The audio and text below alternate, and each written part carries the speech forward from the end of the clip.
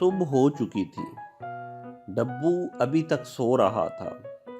अचानक डब्बू सोते सोते एकदम हड़बड़ा कर बैठ गया, जैसे किसी चीज से डर गया हो। करीब ही बैठा ओरेंजो बोला, क्या हुआ डब्बू? क्या फिर से कोई डरावना ख्वाब देख लिया तुमने?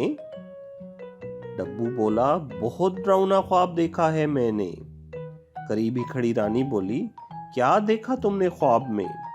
डब्बू बोला, मैंने देखा कि एक डायनासोर आया और उसने मुझे खाने की कोशिश की। मैं बहुत दौड़ा, लेकिन आखिरकार उसने मुझे पकड़ ही लिया। बस इसी कश्मकश में मेरी आंख खुल गई। रानी बोली, क्या तुमने रात को कोई डायनासोर के कार्टून देखे थे? डब्बू बोला, जी जी, मैंने कल डायनासोर की एक फिल्म देखी थी। इस पर रानी बोली, बस इसी वजह से तुम्हें ऐसा ख्वाब नजर आया है, वरना डायनासोर तो कई मिलियन साल पहले खत्म हो चुके।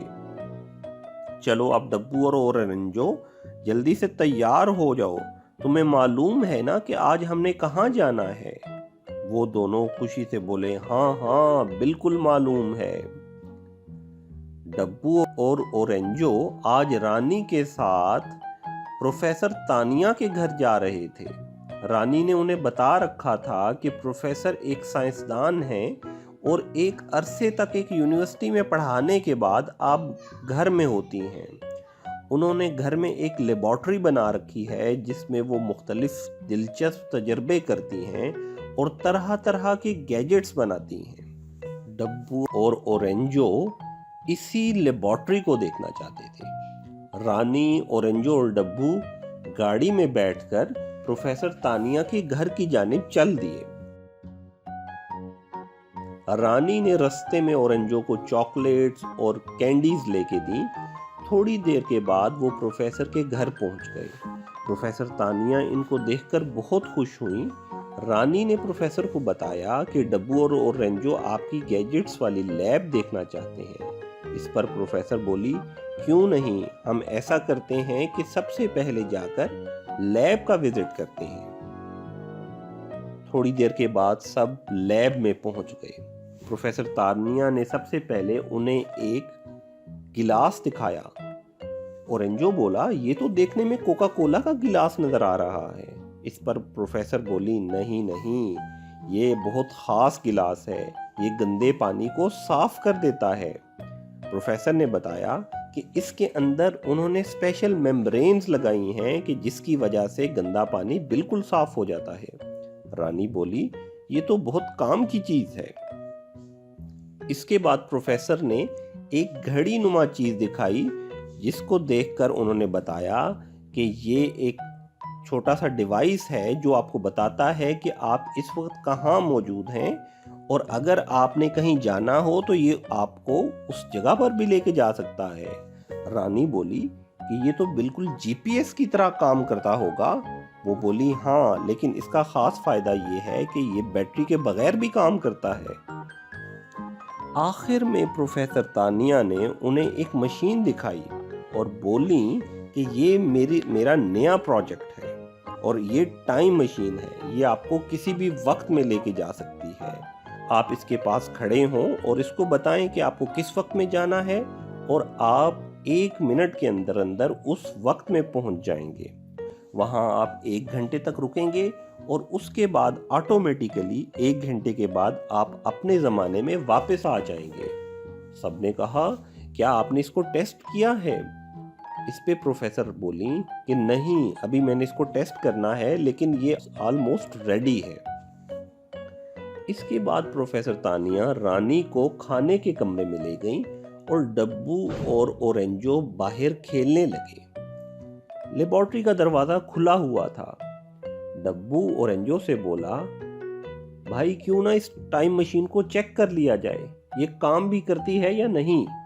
ओरेंजो बोला, अरे रहने दो, किसी मुसीबत में ना फंस जाएं। डब्बू बोला, अरे प्रोफेसर तानिया कह रही थी कि अभी इसको चेक करना बाकी है, इतना मुश्किल काम करना, मुझे तो लगता है ये काम ही नहीं करेगी। और दूसरा उन्होंने कहा था कि 1 घंटे के बाद आप खुद ब खुद वापस आ जाएंगे, इसमें मसले की कौन सी बात है?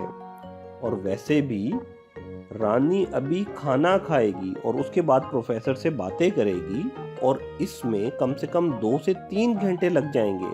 हम इतनी देर में वैसे भी वापस लौट चुके होंगे। ओरेंजो ये सुनकर डब्बू के साथ चल पड़ा।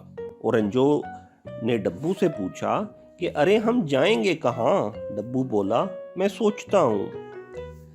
टाइम मशीन के सामने खड़े होकर डब्बू बोला, हमें 2 मिलियन साल पहले डायनासोर्स के ज़माने में ले चलो। ओरेंजो ने कहा, अरे तुमने ये क्या बोल दिया? डब्बू बोला, अरे देखो तो सही क्या होता है। दोनों ने आंखें बंद कर ली। जब आंखें खोली तो वो एक बड़े से मैदानी इलाके में थे, जहां दूर उनको पहाड़ भी नजर आ रहे थे। वहां उनके अलावा कोई ना था। डब्बू बोला, अरे ये तो सचमुच हमें कहीं दूसरे जमाने में लेकर आ गई, लेकिन हमें तो कहीं डायनासोर नजर नहीं आ रहे। वो दोनों आगे बढ़ने लगे।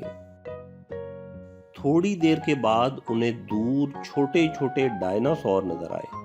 ओरेंजो बोला, हमने तो सुना था ये बहुत बड़े जानवर होते हैं, लेकिन ये तो बिल्कुल हमारे जितने, बल्कि हमारे से भी छोटे हैं।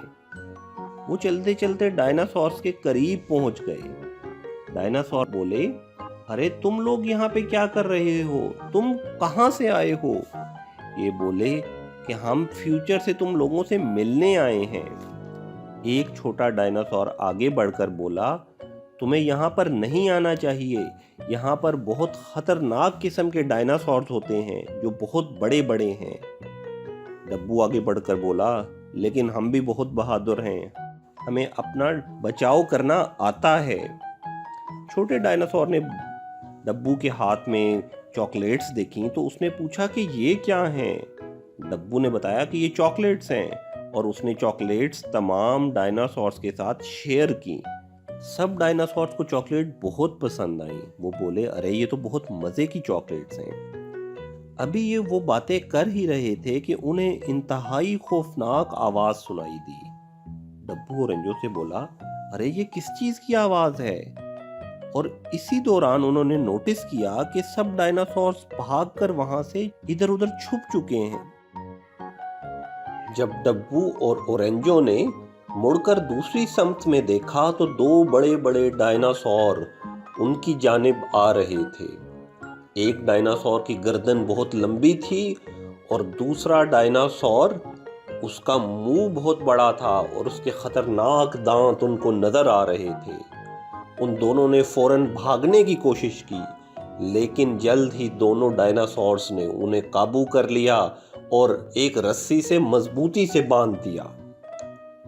लंबी गर्दन वाला डायनासोर बड़े मुंह वाले डायनासोर से बोला, अरे ये तो मोटे ताजे हट्टे कट्टे जानवर हैं, इनको खाकर बहुत मजा आएगा। दूसरा डायनासोर बोला, ऐसा करते हैं कि हम इनको खाने के लिए थोड़ा इंतजार करते हैं और अपने बाकी के दोस्तों को भी बुला लेते हैं, फिर हम मिलकर इनको खाएंगे और इंजॉय करेंगे। बड़ी गर्दन वाला डायनासोर बोला कि ठीक है, ये अच्छा प्लान है, तुम ऐसा करो कि दोस्तों को बुला लाओ, जबकि मैं इर्द गिर्द से लकड़ियां इकट्ठी करता हूं ताकि आज हम इनको पका कर खा सकें।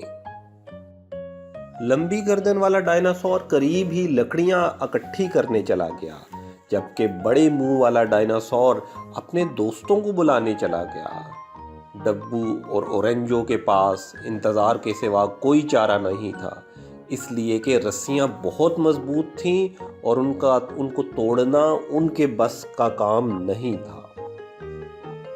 थोड़ी देर के बाद डब्बू और ओरेंजो ने देखा कि छोटे डायनासोर्स जिनके साथ उन लोगों ने अपनी चॉकलेट्स शेयर की थीं, वो चुपके चुपके उनके करीब आए। उनके पास तेज नाखून थे और तेज दांत थे। उन्होंने तेजी से तमाम रस्सियां खोली और डब्बू और ओरेंजो से बोले, भागो इससे पहले कि डायनासोर वापस आ जाएं। तमाम जानवर भागे। छोटे डायनासोर्स के कहने के मुताबिक जाकर एक गार में छुप गए। थोड़ी देर के बाद बड़ी गर्दन वाला डायनासोर जब लकड़ियां इकट्ठी करके वहां पहुंचा तो वो ये देखकर हैरान रह गया कि वहां पर डब्बू और ओरेंजो नहीं है। ये देखकर वो सर पीट कर रह गया। डब्बू और ओरेंजो ने छोटे डायनासोर्स का बहुत शुक्रिया अदा किया। बाकी की चॉकलेट्स और कैंडीज भी उनके साथ शेयर की। अब दोनों को यहाँ आए हुए 1 घंटा बीत चुका था। ये यूं ही घंटा कंप्लीट हुआ, वो वापस प्रोफेसर तानिया की लैब में पहुंच गए। थोड़ी देर के बाद रानी आई और बोली, तुम दोनों कहाँ चले गए थे? मैं तुम्हें ढूंढ ढूंढ के थक गई थी। मैं 2 दफा यहाँ पर आई लेकिन तुम्हें ना पाकर परेशान हो गई। डब्बू और ओरेंजो ने तमाम कहानी रानी को सुना दी। डब्बू और ओरेंजो की बात सुनकर रानी बहुत हैरान भी हुई और परेशान भी। उसने डब्बू और ओरेंजो को समझाया कि बिला इजाज़त किसी अनजानी चीज़ को इस्तेमाल करना बहुत ख़तरनाक हो सकता है। शुक्र करो तुम्हारी जान बच गई, वरना अगर तुम्हें डायनासोर्स खा जाते तो तुम्हारा ख्वाब सचमुच सच हो जाता। डब्बू और ओरेंजो बहुत शर्मिंदा हुए और उन्होंने रानी से वादा किया कि आइंदा किसी अनजानी चीज़ को बिला इजाज़त कभी इस्तेमाल नहीं करेंगे।